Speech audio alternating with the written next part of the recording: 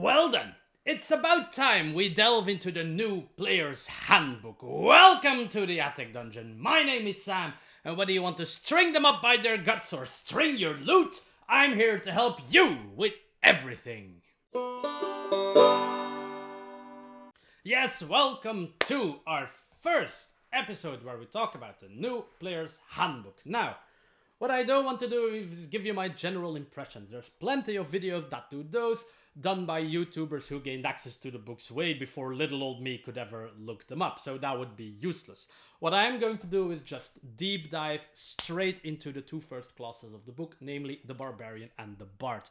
I'm going to talk about the differences they have. I'm going to indicate a few differences that all characters have, and then I'm going to quickly zoom in on all the base class features and the subclass features that all of the classes have that are different from 5e, or like notably different, right?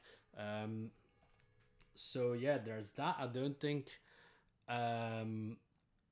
what I do like, one general remark, there's a few things in the new player handbook that make life easier for new players. They have added a table indicating how complex each class is to play. I like that. It's easy for new players. And there's a table to help them if they play with standard array, which is still good for new players, to help them like, oh, you're playing a barbarian, this is how you probably should do your standard array, this is the most beneficial way of doing so. So those are two great tools for new players. I'm not going to talk about anything else from the base book because I'm here for the classes. I'm doing Barbarians and Bards today.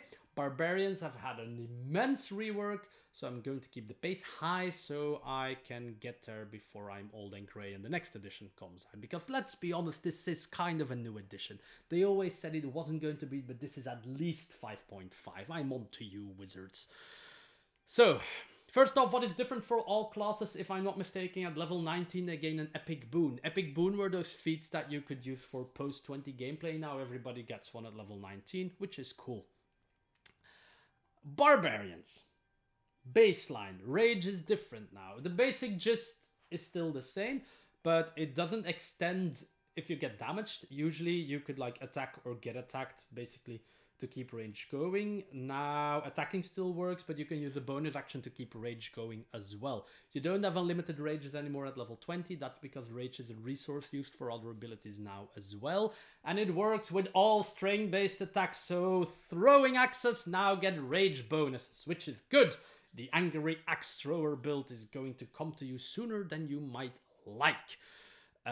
Martial classes also gain weapon mastery now. Weapon mastery, you select like 2 weapons in this case, and you unlock a hidden passive ability belonging to each weapon type. There's like 12 or 15 or whatever, and it adds something extra to your weapon. You can cleave some damage, you can topple them over so they fall prone, stuff like that. It gives martials some much needed strategic depth and more buttons to press as opposed to spellcaster. So I love that. Barbarian is the first class that we'll see that gains weapon mastery. Then Danger Sense is always active now. Danger Sense only used to work against danger that you could see, and you get advantage on dex saves, but now it always works. So that's really nice as well. Primal Knowledge from Tasha is still here, the skill that gave you, the feature that gave you extra skills, but now it also allows you to use Strength as your governing ability for some skill checks while you're raging.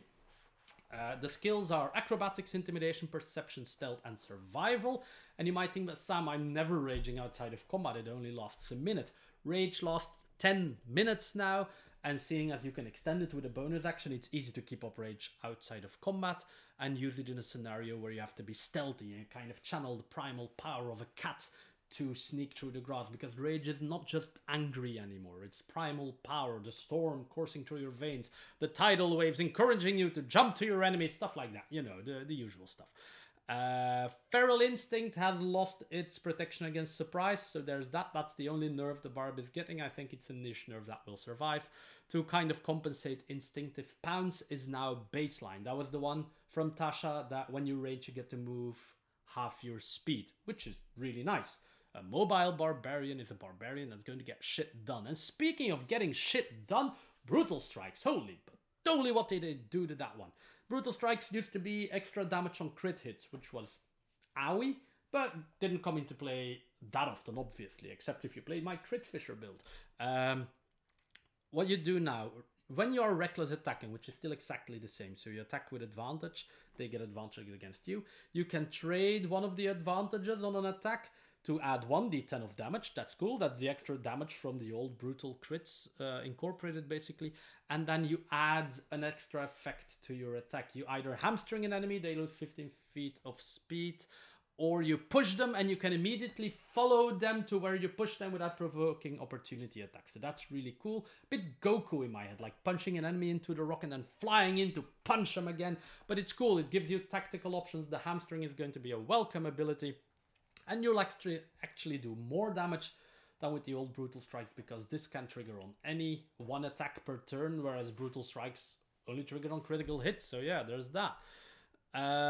It gets more options as we go, because later on there's improved Brutal Strikes, and then you also have an options to gimp someone's saving throw like the next one and prevent them from doing attacks of opportunity, or you give the next attack roll versus the enemy +5 to hit. Both are really great options. And later on, like level 17, 18 or whatever, the D10 gets upgraded to 2 D10s, and you can apply 2 out of the 4 effects each time you hit with Brutal Strike. So that is an amazing ability. Bit Battle Master like, gives more depth to the Barbarian class, and it's sorely needed. Persistent Rage, which basically prevented you from stopping with rage until somebody knocked you KO. Now also, so on top of that, allows you to recharge all of your rage charges when you roll initiative once per long rest, which is cool. You get to rage more, you get to rage longer, and since rage is used in a few subclasses as a resource, this is chef's kiss, a nice ability to have. And that's the base stuff. Now, what changed for the subclasses? The tempo is incredibly high today. The Berserker doesn't suck anymore. Berserker doesn't live in Fatigue Town all the time.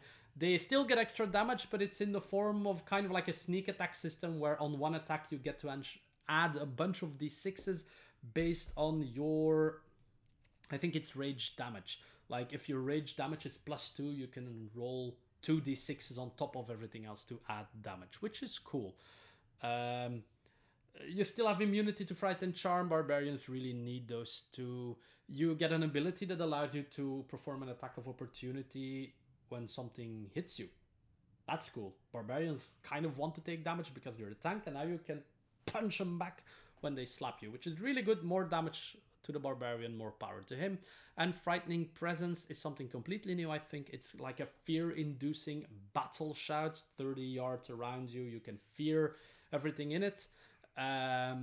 Once per day, or recharge it with a rage charge, and that is really good because you can use the ability multiple times. You can regain rage charges once per day, so you have a healthy amount of charges to spend on both raging and this ability, which is really good. Totem Barbarian has been renamed to the Wild Barb. Some people will cry, but the bear has been nerfed. I love it. The bear was too powerful. The bear also takes damage now, full damage from Radiant, Necrotic, and Force on top of the Psychic that already was there. So that's good. It's healthier. The bear stopped too much damage. We all know it. Eagle now gives dash and disengage as a bonus action every turn while you're raging, which makes your Barbarian a bastion of mobility, which is really good actually. Combined with the crowd control from Brutal Strikes, this gives you a mobile Barbarian that can gimp other enemies. That's good. Pick up Dark Vision now, that's good as well. Climbing and swimming speed, sure. If you want to be Totem of the Salmon, you can pick up swimming speed. The final animals, there's still an eagle that gives you flight, and I forgot the other two. There's like lion and ram.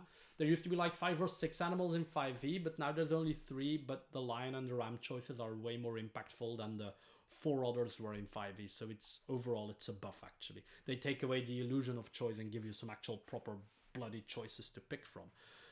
There's a new one, and that is the World Tree Barbarian. It's a support Barbarian, and I'm all here for it. Level 3, they gain temporary hit points when they start raging, and each turn as a bonus action they can hand out temporary hit points, and it's a decent chunk of temporary hit points. Again, I'm here for all of this. Their second ability allows them to root an enemy and draw them to them, if they can, it's a saving throw. They have to fail, then you can pull them to you and immobilize them, and it's as a reaction in their turn. So they move, you pull them to you, you immobilize them, and now you're mine. Or if you want to save an ally, they can fail the save voluntarily, and you can just save them from whatever hunk of junk they're getting themselves into that time. So really cool, really flavorful. In the same flavor, you get more range. You got long tree arms, or trees are sprouting from your big ass axe, or your axe is a big ass tree. You get 10 feet extra range on versatile and heavy weapons. That's a big axe. And you always have the weapon mastery's topple and push glued on to whatever weapon you're using. So in combination with whatever weapon masteries you already have, let's say you have cleave already, now you already also have topple and push for more crowd control. And their capstone is super cool. They get a teleport each turn, that while they're raiding, poof, poof, poof, poof, poof. But they can also once group up 6 people and teleport in 100 feet. That's cool. In the middle of combat, you're going foof and we're out. That's an incredible saving mechanism, an incredible engaging tool. This is a really good tool. It's a well-deserved capstone for an ability. And that is, my god, the tempo. All of the Barbarian stuff in 11 minutes. I'm really looking forward to playing the Roll 3 Yggdrasil Barb, to be honest. Our second friend is the Bard. Base Bard has had less of a rework, because most of the abilities were in a pretty good spot. You can pick any skills now as a bard at the start of the game. Song of Rest is gone. Instead, you get expertise, so that's a decent trade-off for me. Song of Rest is a meh ability at best. Bardic Font still resets on short rest at level 5, but now you also can spend spell slots to regain Bardic die. It's always 1 for 1 though, so don't spell your level 5 slot hoping you get 5 dice. It's a 1 for 1. It's good to dump your lower level spell slots when you really need your Bardic dice abilities. Counter Charm is a reaction now, no longer a clumsy one-turn aura, but is a reaction where you can help people succeed on their charm and frightening rolls and what have you. So that's better than the gimpy aura that it was. Magical Secrets, you're in for a treat. Starting from level 10, bards can learn every spell that they are going to learn can be from the bard list, obviously, but also cleric, druid, and wizard. So any spell you learn can be from any of those 4 lists forever for the rest of the game. I'm sure no broken combinations will occur. I'm glad concentration is still a thing to prevent broken combinations from occurring, but still, it's super fun. Bard is now basically build your own spellcaster, even more than they already were. Superior Inspiration, the old capstone which was junk, is not the capstone and is better. Instead of giving you 1 bardic die when you have none and you start combat, you now get 2. That's decent.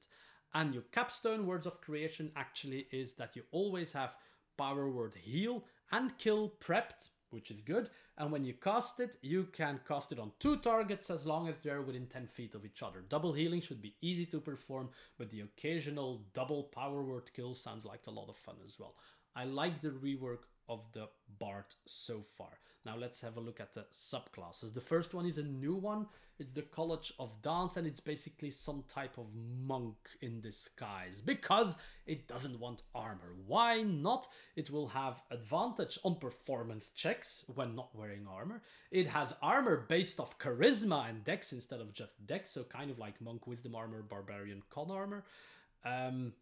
And whenever you expend the Bard die as an action, bonus action, or reaction, you get to punch something. You get to perform an unarmed strike against something, which is again charisma based, and you get to add the bardic die as damage without expending another one. So let's say you hand out a bardic die to help someone, just like the basic bardic inspiration ability. You get to punch the enemy next to you, and you get to roll the bardic die as extra damage as well. So you get 2 uses out of the dice, which is really good actually, and it compensates for the fact that while this guy likes punching, there's no extra attack or whatever coming your way. So it's just nice bonus damage on a punch, and you're buffing your charisma already anyway.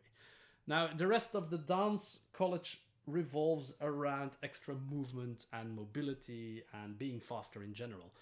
They can, when an enemy ends their turn next to them, ends turn, not ends movement, as a reaction, give all allies in 30 yards like unprovoked, so no opportunity attacks, free movement as a reaction.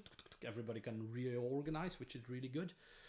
They can, at the start of combat, expend a bardic die, add it to their initiative, and everybody within 30 feet that can hear or see them can do the same. So the entire party can be a lot faster with a good roll from the bard, which is really strong, I think. The assassin rogues are going to love this. And they can, what's the capstone again? Oh yeah, if they get the ability, it's a well-known ability that if they have to perform a deck save and they fail, they still only get half, and if they succeed, they get no damage. But they project this in a 5 feet aura around them. So that's cool. This bard really invites you to stand in the middle of the ruckus without being a valor bard and without being completely naked, even though there's no armor involved. Glamour is still kind of the same. You get a free charm person and mirror image spells, that's good. And once per day, if you cast enchantment or illusion spells, you can try to frighten or charm a target. You can reset this with bardic dice, so that's also fun. Mantle of Inspiration is similar, but instead of fixed temporary hit points, you now roll a bardic die and double the amount to gain temporary hit points. So overall, that's a buff. It's still free movement. Mantle of Majesty, the one with the free command casts, which I absolutely adore, can now be recharged by spending a level 3 spell slot, which is well worth the ability, I think, in a number of situations. Not always, but in a number of situations. And Unbreakable Majesty, there was this entire set of rules about if they attack you, they have to roll a save, and if they miss, they have to retarget, and this and that. Now they just miss. They attack you, they have to roll a save. If they fail the save, the attack doesn't happen. Period. Simpler, I like it. Lorebard hasn't changed a lot, I think. They still get extra skills, they still get earlier magical secrets, so basically it's 2 extra spells that they get from the same list as magical secrets, so you get earlier access to it, just like the old Lorebard. Peerless Skill is different. Peerless Skill, which allowed you, if I'm not mistaken, to roll a bardic die when you weren't sure your roll was going to hit or miss.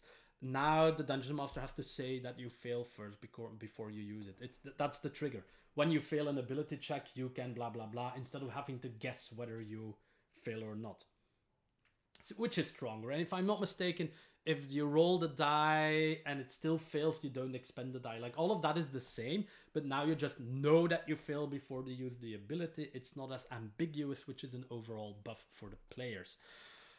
Valor, pretty much the same bit of quality of life here. They can now use their weapons as spellcasting foci, which is good if you're dungeon master and you, as a player, are a bit nitpicky on the item interaction rules around cheating and drawing weapons. This is a lot easier. You don't have to stow your sword and then wait for next turn to reach for your loot and go, balalam, you're all dead. Now you can just go with the dagger and go, balalam, you're all dead, which is a lot simpler. Extra attack, that is a buff though. You can trading one of the attacks for a cantrip. So you can attack something and then blast a cantrip. Knowing that magical secrets, if I'm not mistaken, allows you to pick up cantrips as well.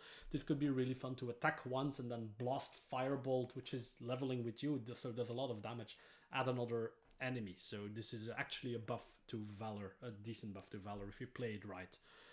And battle magic is the same. It still cast a spell, do a bonus attack, which still means that Valor Bards are better as ranged characters, which I lament because I love the idea of a warrior cult flying around and kicking and punching things while singing songs. I mean, it's an amazing image, and they're always, yeah, they have more armor class, but they can use their abilities less efficiently.